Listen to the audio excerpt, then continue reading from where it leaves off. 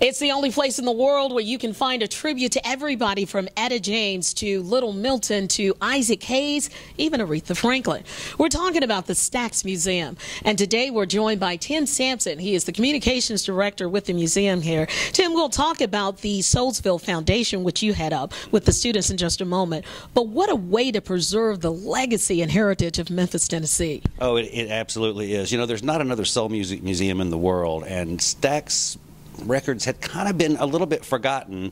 So when we started this back in the early 2000s, we thought we need a shrine to Stax Records because it really was one of the most influential record labels in the world. And Otis Redding, Isaac Hayes, Booker T and the MGs, the Staple Singers, Johnny Taylor, all those incredible soul music musicians that made music right on this corner, right where we're standing right now. And what an incredible heritage. You were telling me that many of the people who played in and were part of Stax legacy live not far from here. You said Aretha Franklin was born? Aretha Franklin was born right down the street. Maurice White, who founded Earth, Wind and Fire, was born just a couple of blocks away. David Porter, who co-wrote with Isaac Hayes Soul Man, Hold On I'm Coming, When Something's Wrong with My Baby, he lived right down the street. Memphis Slim, Memphis Minnie, Johnny Ace, just there's no neighborhood I know of in the world, and it's a small neighborhood, where that much talent came from. Definitely, and when you think about just the heritage that's here and the artifacts, I was blown away with Isaac Hayes' Cadillac, that blue Cadillac back there. That Cadillac is something else. It's a peacock blue, gold-trimmed, fur-lined 1972 Eldorado with a refrigerator and a television in it, and only Isaac Hayes could have gotten away with that, I think. You're right. And what a way for the students at Soulsville's Foundation. It's a charter school? We have the Stax Music Academy, which is our after-school and summertime music school for high school students. Very intensive, good music education. Those kids play Kennedy Center, Lincoln Center, Italy, Australia, all over. They open for B.B. King. They've played in New Orleans Jazz Fest. We also have the Soulsville Charter School, which is our academic college prep school for middle and high schoolers. And tonight we have our first ever charter school graduation. All 51 of our high school seniors have been accepted to college with scholarships, collectively more than $3.6 million in scholarships. And they're going to schools like Wesleyan and Vanderbilt and the University of Tennessee and Tuskegee and Morehouse, and we are absolutely just beside ourselves today. What's amazing is these kids have not only earned it, they have put the blood, sweat, and time in. They go to school almost 10 hours a day. They go to school almost 10 hours a day. They go to school on a lot of Saturdays. They work really hard. They write 30-page papers. They study AP Latin and calculus and trigonometry and all sorts of other subjects, and they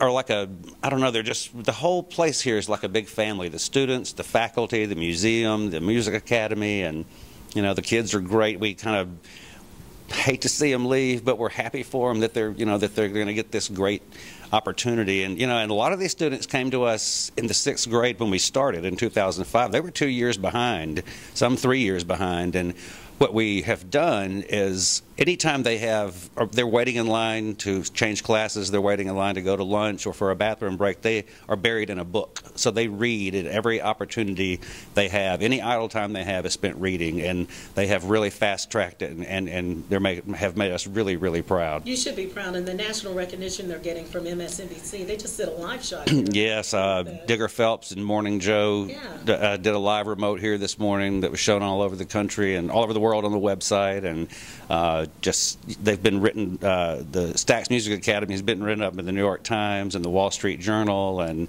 Italian press, Australian press. It's just, they're pretty internationally known now. And the generations we're talking about, this is Albert King directly behind us. There's a photo of him, but you've had everybody from Layla Hathaway to the Barkays, one of the original members of the Barkays here just yesterday. Absolutely. They were doing a congratulatory jam session to send off the seniors who were graduating and going to college. And we have a lot of former Stax artists who are really supportive. William Bell has performed with them. Eddie Floyd has performed with them. Mavis Staples from the Staple Singers has performed with them. And, you know, Isaac Hayes, when he was alive, was over here all the time. And we have people who come in and do workshops, Layla Hathaway, we have a lot of visitors to the museum like Bono and Elvis Costello and Stevie Wonder and people like that who, when they come, they insist on going over to the Music Academy and to John Legend, and they'll pop in and give motivational talks to the kids, and John Legend jammed with them. So a lot goes on here between the museum and the academic school and the music school. Wow, great way to do that. And if there's a child that's watching, let's say from Mobile, Alabama to Los Angeles, California, who can be accepted, and do you have to be a resident of Tennessee? You do not have to be a resident of Tennessee. You would have to deal with having housing and things like that. But no, it's open to anybody in the world, actually. Any teenager who is musically talented enough, it has to audition, and we offer about 90% of our students attend on 90% scholarships that we offer. A lot of our students come from economically disadvantaged families, a lot from this neighborhood, a lot of kids who would be at risk otherwise. And we've had students from Indian reservations in Nevada. We've had kids from England. So we focus on this Soulsville, USA neighborhood that's so rich in history and so impoverished. Absolutely. But we do have kids from all. We have 2 Japanese American students right now from Tokyo who just moved here, and wow. Yeah. Way to go. And you know what? We're a world without borders, and what a great way to preserve the legacy of Stax Museum. Etta James, Albert King,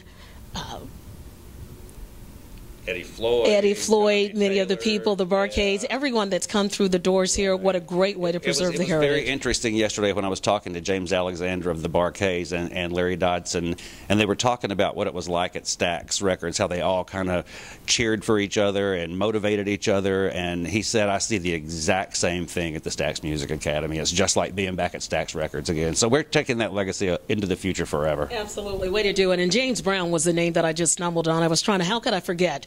The godfather of soul. James Brown was never on Stax, but we are the only soul music museum in the world. So when we built this, we decided we were going to include everybody. So you'll see Aretha Franklin and Al Green, who actually recorded all of his things right around the corner at High Records, and you'll see Ike and Tina Turner and Sam Cooke and Ray Charles and all these other people. So it's a big soul music party going around here 7 days a week.